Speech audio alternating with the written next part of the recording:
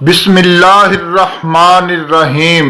ایک شخص نے حضرت مولا علی کی بارگاہ میں عرض کی، یا علی، جب عورت حاملہ ہو جاتی ہے تو ہم کو کس طرح معلوم ہوگا کہ اس عورت کو لڑکا پیدا ہوگا یا لڑکی، یا جڑواں بچے پیدا ہوں گے؟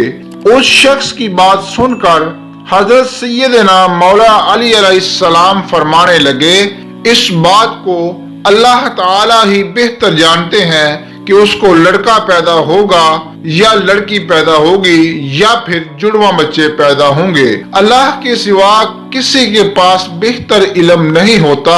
ہم بس آپ کو ایک بات بتا دیتے ہیں کہ جب بھی میاں بیوی ہم بستری کرتے ہیں، اگر مرد کی منی عورت کی منی پر غالب آ جائے تو لڑکا پیدا ہوتا ہے، اگر عورت کی منی مرد کی منی پر غالب آ جائے تو عورت کے گھر میں لڑکی پیدا ہوتی ہے۔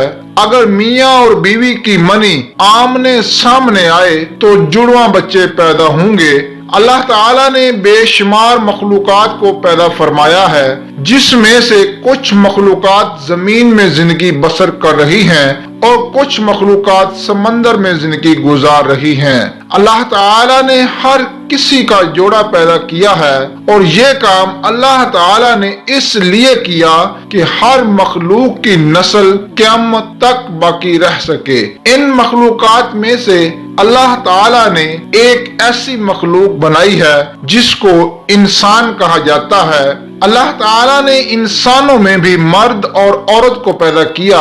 قرآن پاک میں ہے کہ نہ میں کسی کا باپ ہوں اور نہ میری کوئی اولاد ہے، میں ماں باپ اور اولاد سے پاک ہوں، میرا کوئی نہیں ہے، میں صرف تنہا اور اکیلا ہوں۔ اللہ تعالیٰ نے فرمایا ہے کہ یہ میں ہی جانتا ہوں کہ عورت کے گھر میں لڑکا ہے یا پھر لڑکی ہے، میں جس کو چاہتا ہوں لڑکا، لڑکی یا پھر جڑواں اولاد عطا کرتا ہوں، جس کو چاہتا ہوں بانجھ بنا دیتا ہوں۔ اتنے میں ایک اور شخص کھڑا ہوا، اس نے حضرت سیدنا مولا علی علیہ السلام سے عرض کی، میرا بچہ ہر وقت روتا ہی رہتا ہے، اس کی صحت بھی بہت ہی کمزور ہو گئی ہے۔ حضرت مولا علی نے فرمایا، اپنی بیوی سے کہو کہ اس بچے کو اپنے بائیں طرف لٹا کر ایک بار سورہ فاتحہ پڑھ کر پھر اس کو سلایا کرے۔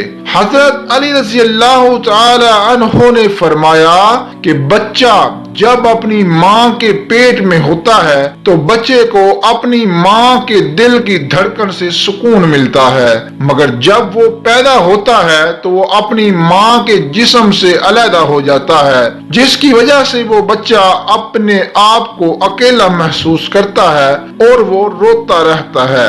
جب ماں اپنے بچے کو بائیں طرف سلاتی ہے تو بچہ ماں کے دل کی دھڑکن کو محسوس کر کے سکون حاصل کرتا ہے۔ جب بچے کو سکون ملتا ہے تو وہ خوشحال رہتا ہے۔